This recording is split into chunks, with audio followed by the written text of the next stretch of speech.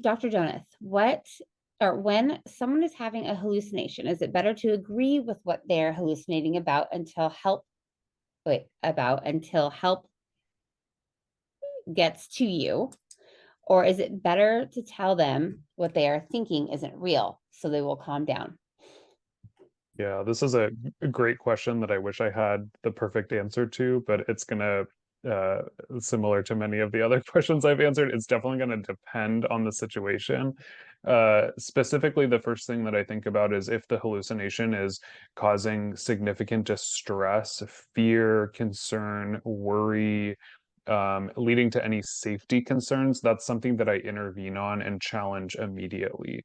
And how that goes about kind of depends on how willing the loved one is in engaging in that type of confrontation, or how much insight they have also into why they're experiencing these types of hallucinations. So um, I will often use questions like, how real do you think that that is? Is there something that we can do to prove that that's not true, or that it is true? Is there another way that we can confirm that? And going through specific processes to try and work through the hallucination. Um, if the hallucination is benign, or causes, joy or positivity in the person's life, but not putting them in any type of risk, I don't challenge those hallucinations. You know, I'll say things like, "Wow, that sounds really exciting," or these kind of things, broad spectrum things, but never collaborating or confirming a hallucination and holding ground in that, I think can be really challenging to navigate. But try not to precipitate hallucinations in any way by supporting them, or increasing their validity. You can say things like, that seems really distressing to you, or that seems, um, fill in the blank. So that would be kind of the the direction that I would go in. Yeah, and for the benign ones, think like someone, thinks they're dating, I don't know, Taylor Swift or something, or someone thinks they're, getting married to this rich person and they're gonna buy, a mansion and have 3 kids. Those types of things that are benign in the sense of it's probably bringing them some sense of connectiveness, or, they feel more loved, or, I mean, who knows what they're feeling when but those are the ones that you don't necessarily need to challenge, and you just say, "Oh, that sounds, I look forward to, seeing what happens in the future," and, moving on from that. Yeah. And sometimes you can just redirect, like, Yeah. "Hey, what do you feel like for lunch?" Or, just kind of moving on. Right. Yeah. Lisa, and we have 3 minutes, so we're not going to get crazy. I'm still waiting for my SSDI to go through. Everyone I'm talking to said it shouldn't take this long. Is there any chance my lawyer is delaying the process so he makes more money off my claim? I would say in general, I mean, could there be lawyers that maybe do that? Yes, but I would say in general, it's probably not the lawyer delaying the claim, because, uh, anyways, it's probably not. It's quite a difficult process with SSDI. There are some resources that I have, and that Allison Bartlett, who's a attorney that HDSA has vetted for us. So you can get my email from Katie or Katrina, and reach out to me, and I'll give you some resources that maybe you can look into it and see what's going on with it. But it is a very complicated process. I would say in general, lawyers aren't looking to, I mean, maybe, I don't know. I can't, I don't know someone's intent. I'm just going to go with, I want to look through my rose colored glasses, and I'm going to say, no, I would hope that a lawyer would not choose to do that to someone that is seeking disability. Right. Thank you. Dr. Donuts, what is the best medication for sleep? If my spouse goes days without sleep and starts to get severely agitated, is there a good emergency medicine that will make him sleep?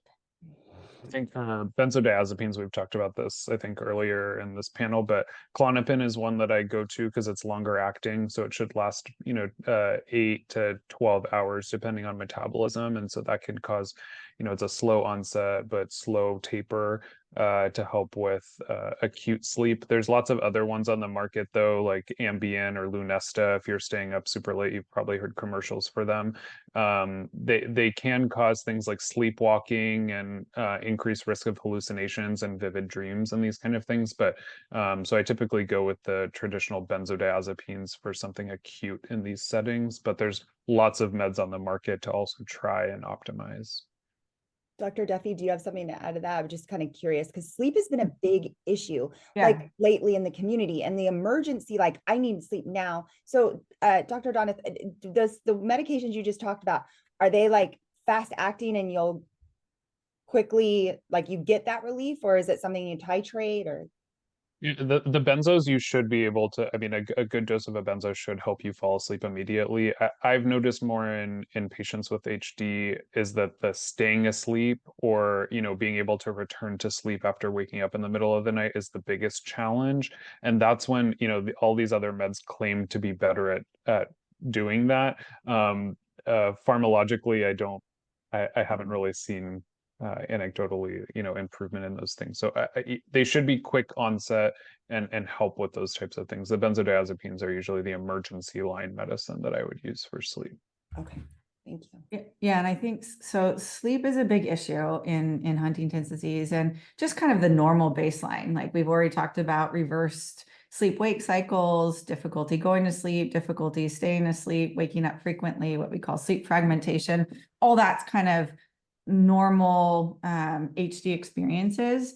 But I will say there is sort of this really acute, more critical lack of sleep that can almost lead to this perpetual really negative cycle and almost this psychosis that gets associated with it, where people will go days without sleep, and then it becomes affecting their mood, and they start developing more kind of paranoia or cognitive issues or anxiety, and it just starts to spiral, and it becomes almost like a crisis. And not almost, it becomes a crisis. And we've had people kind of go into these places that get really dark and things get exacerbated. And so we really need to be keen on those and know if those are going on and treat those more acutely and critically. You know, we've used things like mirtazapine, trazodone, melatonin, gabapentin. All of those have been used and used effectively. And sometimes will build really quickly. But as Dr. Donath said, clonazepam is a really good stop. That it can get people to sleep and stop the cycle and really be effective. And maybe it's permanent, maybe it's short term, and then maybe we can lean on some of these other medications a little bit more, like the trazodone or the gabapentin or the mirtazapine, and then peel back the clonazepam, but it's a really good rescue agent too. So there are multiple other medications we can use, but in the acute kind of crisis sleep issue, which does come up, and I think it's underappreciated, that we need to stop that cycle quickly. And when you're coming up with a long-term plan, you have to understand medication alone can't fix HD. So it has to be in conjunction with environmental changes or lifestyle changes. So if you are drinking 12 cups of coffee, just us prescribing a medication to help you sleep, it's not going to work. It's still going to cause problems. So anyway, so short-term crisis situation is a different story, but for a long-term plan, you really have to look at sort of sleep hygiene and having a good sleep routine and things of that nature. And another thing, again, not a medical professional, but what worked for my brother, because he had sleep issues, my mom would be up for days, but for my brother, is his doctor did 3 weeks of one medication, a sleep medication, long-term sleep medication, 1 week of a different. And then we'd go 3 weeks, 1 week, 3 weeks, 1 week. And that seemed to be what worked for him, because it would almost like trick him, because at that third week, he's like, now the medication isn't going to work. So it would like trick him, and he'd, you know, get back into the rhythm of things on back to week one again. So just an idea to talk to your doctor about. I think that just creates that every individual is an individual, and there's no perfect algorithm, definitely not for HD. And you have to be creative.